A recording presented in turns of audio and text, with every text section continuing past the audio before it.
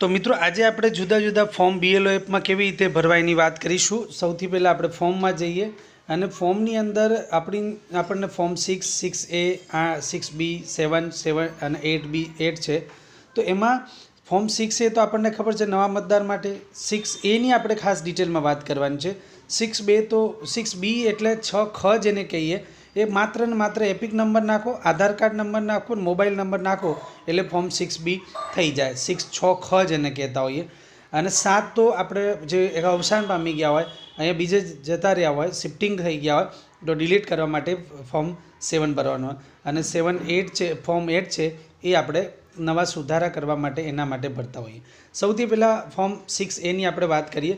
મિત્રો ફોર્મ 6 ખોલો ને એટલે એનો ભાઈ પાસપોર્ટ સાઇઝનો ફોટોગ્રાફ છે મતદારનો, ફૂલ ફેસ છે, વ્હાઇટ બેકગ્રાઉન્ડ એ તો છે, પણ નીચે શું લખ્યું? Valid page of passport. આ પાસપોર્ટ શબ્દ આવે એટલે મિત્રો આ જે એવા મતદારો માટે ભરવાનું છે જે વિદેશમાં રહેતા હોય, બરાબર।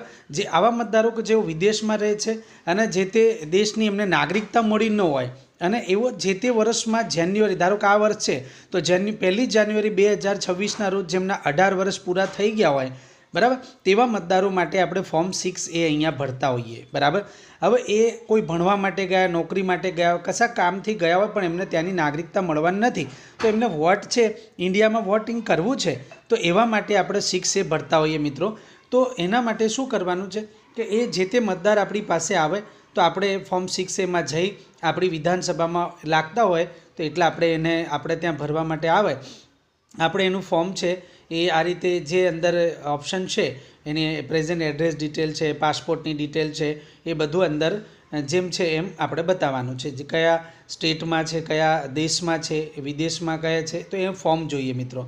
આ ફોર્મ 6A છે, એમાં સૌથી પહેલાં એનું નામ છે, લાસ્ટ નેમ છે એટલે એના પેરેન્ટ્સનું નામ છે, મિડલ નેમમાં એનું પેરેન્ટ, લાસ્ટ નેમ એની સરનેમ ટૂંકમાં, અને રિલેટિવ છે આપણે જેમ ભરીએ છીએ એમ જ છે, પણ આમાં વધારાનું શું છે મિત્રો? Address in India as mention in original passport. મિત્રો આ ઓરિજિનલ પાસપોર્ટ પ્રમાણે આપણે એમાં એડ્રેસ એપમાં પણ ભરવાનું હોય છે, બરાબર। આ જે એપમાં છે ને આ જ વસ્તુ ફોર્મમાં બતાવું છું, બરાબર।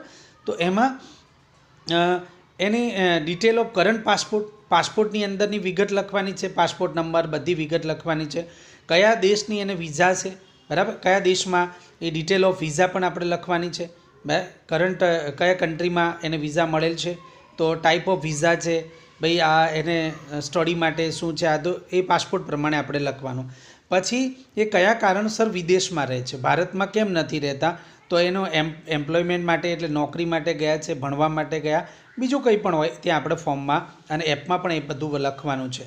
પછી જે તે કઈ કન્ટ્રીમાં રહે છે ત્યાંનું પણ એડ્રેસ આમાં આપણે લખવાનું છે મિત્રો। આ બધું લખાયા પછી એટલે ત્યાં કન્ટ્રીનું એડ્રેસ, જે તે કન્ટ્રીનું જ્યાં રહેતા હોય જે ત્યાંનું, અને અહીંયા ભારતમાં પણ એ તો આપણે બીએલઓ છે તો આપણા ત્યાં આવે એટલે આપણી આજુબાજુના ક્યાંક આપણા જ વિસ્તારમાં રહેતા હોય એટલે ત્યાંનું પણ એને પાસપોર્ટમાં જે એડ્રેસ હોય એ એડ્રેસ આપણે લખવાનું છે મિત્રો। હવે આવું બીએલઓ દ્વારા આપણે ભરી શકતા હોઈએ, ઓકે, તો ખ્યાલ આવી